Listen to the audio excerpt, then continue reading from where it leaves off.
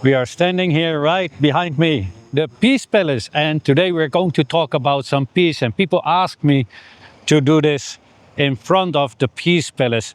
A lot of Filipinos ask me because behind me is also the ICJ, and as everybody knows already, that Duterte is being persecuted by the ICJ right behind me, or the ICC, it depends on where you are, right?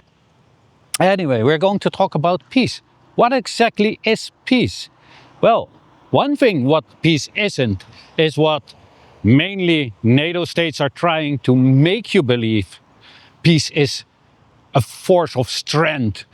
You need more military. You need to have more wars in order to establish peace.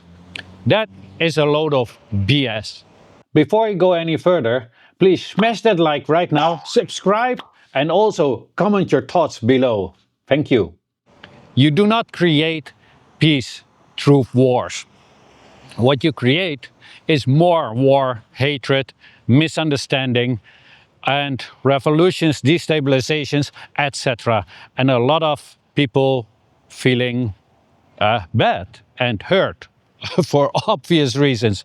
So, peace is only something that you get through understanding, through mutual cooperation, to mutual understanding, to mutual respect. There is no other way to gain peace other than that. You cannot get peace because you have more weapons than the other. You do not get peace by telling other nations what they have to do. That is impossible. By telling other nations what to do, you are actually choosing for oppression.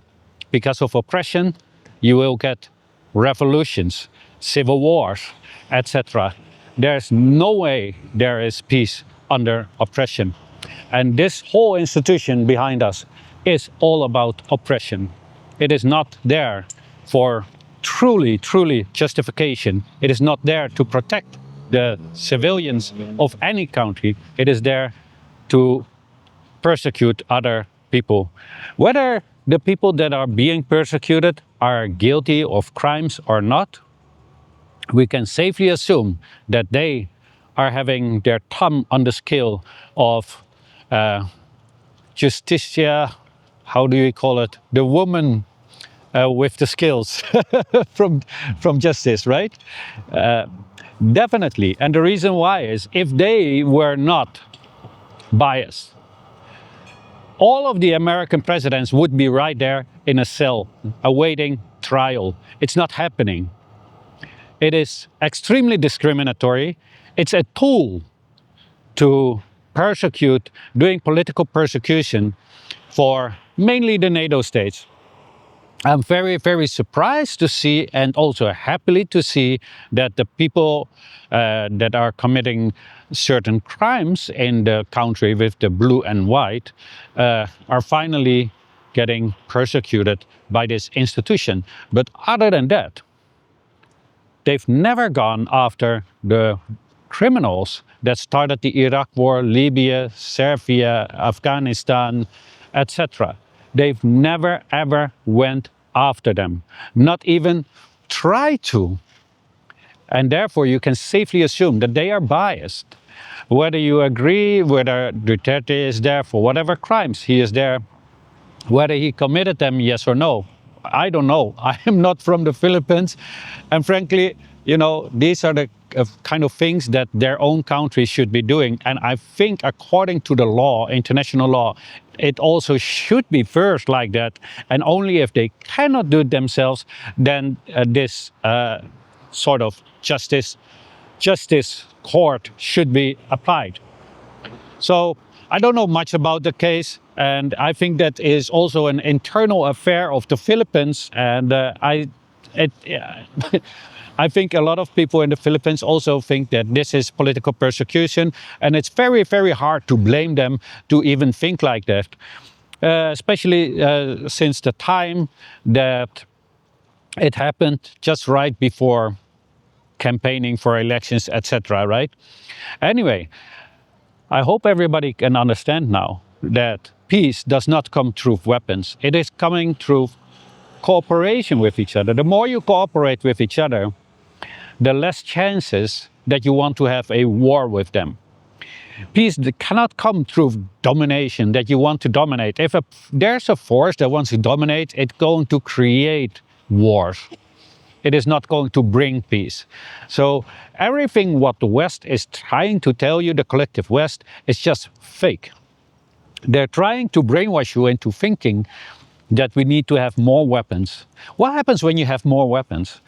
When you have a weapon industry which is privatized mostly, then you will get lobbies that are lobbying your government. What are they lobbying for? Well, they push you to have an enemy. You need to have an enemy.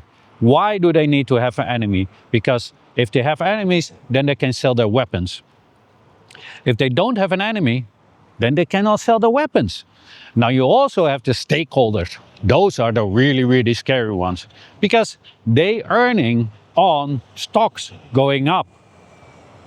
So for them to have enemies is even better, because they don't have to create the weapons. They don't have to see nothing there. It looks like their hands are very, very clean, but in fact, they probably are more dirty than the person that's making the bullet to take the lives of others. And this is the problem that we have in the West. This is a huge and huge problem. In the end, we also are doing what the people do not want. In the West, especially here in Europe, people do not recognize their own streets anymore, and they feel that their so-called culture is being threatened. Why? Because they see a lot of other cultures around them. But how did they came about? They came about through our way of thinking that peace must come through what Trump always says, strength, which means actually bullying others into submission. You do as I say, or we will drop boom booms on you.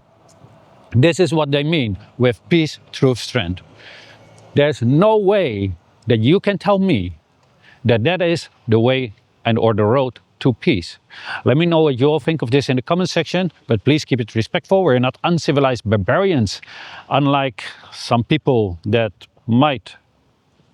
Oh, I will not say that, otherwise I'm getting sued again, because I live in the Netherlands, where we do not have freedom of speech. Because again, I want to reiterate for the people that do not understand what freedom of speech is. Freedom of speech is not speech that should be protected, what I have in a private setting between you and me. Freedom of speech is what I should have in an open setting when it concerns political discourse. And as many of you already know, your favorite half Chinese, Mr. Fong, is being persecuted by people from the state, from the Partij GroenLinks, from two people, Alert Ablikim and Hera But, are persecuting your favorite half Chinese because he dared to show them, to show to the rest of the world, pictures that they put online themselves.